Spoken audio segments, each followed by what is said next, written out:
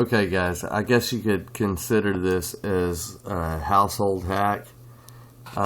If somebody locks the door, specifically maybe on a bathroom door, interior door,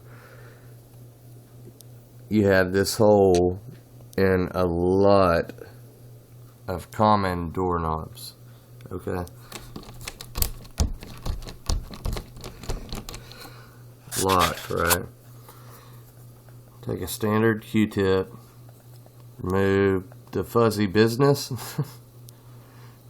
off that end. You're going to want to go straight in. You're going to find a pin and it's going to push. There you go. Still locked.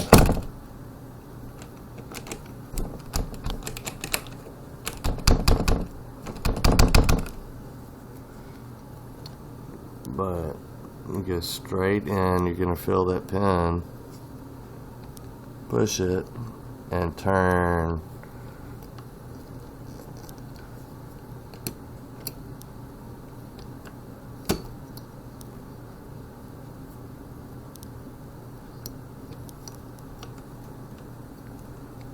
Same time.